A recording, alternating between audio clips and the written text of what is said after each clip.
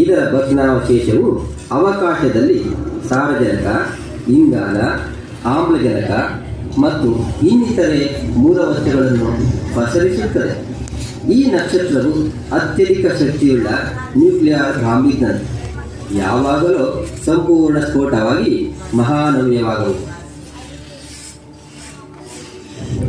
ಅತ್ಯಧಿಕ ತೂಕವುಳ್ಳ ನಕ್ಷತ್ರದ ಸ್ಫೋಟವೇ ಮಹಾನವ್ಯ. ಅದು ಕೆಲ ಕ್ಷಣಕಾಲ ಒಂದು ಗ್ಯಾಲಕ್ಸಿ ಹೊರಚೆಲ್ಲುವಷ್ಟು ಬೆಳಕನ್ನು ಹೊರಹೊಮ್ಮಿಸುತ್ತದೆ.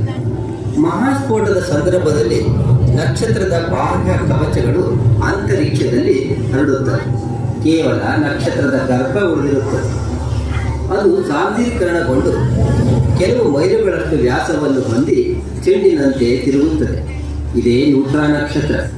ನ್ಯೂಟ್ರಾನ್ ನಕ್ಷತ್ರದ ಸಾಂದ್ರತೆ ಅತ್ಯಧಿಕವಾಗಿದ್ದು ಅದರ ಸೂಜಿ ಮನೆಯಷ್ಟು ದ್ರವ್ಯ ಒಂದು ದೊಡ್ಡ ಟ್ಯಾಂಕರ್ ಅಥವಾ ಅಮೆರಿಕದ ಎಂಪೈರ್ ಸ್ಟೇಟ್ ಕಟ್ಟಡದ ತೂಕಕ್ಕೆ ಸರಿ ಸಮನಾಗಿರುತ್ತದೆ. ಈ ಸ್ಫೋಟದಿಂದ ಚದುರಿದ ಬಿಸಿ ಅನಿಲಗಳನ್ನು ನಾವು ಆ ಘಟನೆಯಾದ ಸಾವಿರಾರು ವರ್ಷಗಳ ನಂತರವೂ ಪತ್ತೆ ಮಾಡಬಹುದು. ನಮ್ಮ ಸೂರ್ಯನಂತಹ ನಕ್ಷತ್ರದ ಸಾವು ಇಂತಹ ಸ್ಫೋಟದಿಂದ ಆಗುವುದಿಲ್ಲ. ಅಂತಹ ನಕ್ಷತ್ರಗಳು ಹಲವಾರು ಬಿಲಿಯನ್ ವರ್ಷಗಳ ನಂತರ ನಿರಂತರ ವಿಕಾಸ ಮತ್ತು ಸಂಕುಚನಗೊಳ್ಳುವಿಕೆಯಿಂದ ಅವುಗಳಲ್ಲಿ ಇರುವ ಅನಿಲ ಅಂತರಿಕ್ಷದಲ್ಲಿ ಹರಡಿ ಸುಂದರವಾದ ಗ್ರಹೀಯ ನೀಹಾರಿಕೆಯಾಗುತ್ತದೆ. ಶೋಭಾಯಮಾನವಾದ ಈ ಕಾಯ ಒಂದು ಕಾಲದಲ್ಲಿ ಪ್ರಕಾಶಮಾನವಾದ ನಕ್ಷತ್ರವಾಗಿತ್ತು. ಇನ್ನು 5 ಬಿಲಿಯನ್ ವರ್ಷದ ನಂತರ ನಮ್ಮ ಸೂರ್ಯನ ಸ್ಥಿತಿಯು ಹೀಗೆ ಆಗಲಿದೆ. ಆಗ ಭೂಮಿ ಮತ್ತು ಇತರೆ ಗ್ರಹಗಳು ಘನೀಕರಿಸಿ ಕಪ್ಪಾಗಿ ಅನಿಲ ಮೇಘದಲ್ಲಿ ಮರೆಯಾಗುತ್ತವೆ. ಮಹಾವಿಸ್ಫೋಟದ 12 ಬಿಲಿಯನ್ ವರ್ಷಗಳ ಅನಂತರ ನಾವೀಗ ಸೌರಮಂಡಲದ ಅಂಚಿನಲ್ಲಿ ಇದ್ದೇವೆ.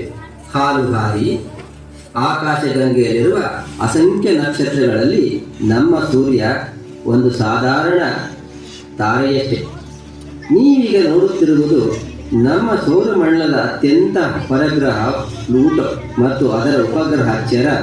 ಮಂಜಿನಿಂದ ಆವೃತವಾದ ಪ್ಲೂಟೋ ನಮ್ಮ ಭೂಮಿಯ 5ನೇ 1 ಭಾಗದಷ್ಟು ಗಾತ್ರವನ್ನು ಮಾತ್ರ ಹೊಂದಿದೆ. ನೋಡಿ, ಇದು ನೆಪ್ಚೂನ್ ಗ್ರಹ. ಇದು ಸೂರ್ಯನಿಂದ ನಮಗಿಂತ 30 ಪಟ್ಟು ದೂರದಲ್ಲಿದೆ. ಅನಿಲ ದೈತ್ಯಗಳಲ್ಲಿ ಅತ್ಯಂತ ದೂರವಾದ ಮತ್ತು ನಮ್ಮ ಭೂಮಿಗಿಂತ 4 ಪಟ್ಟು ಅಧಿಕ ಗಾತ್ರ ಹೊಂದಿದೆ.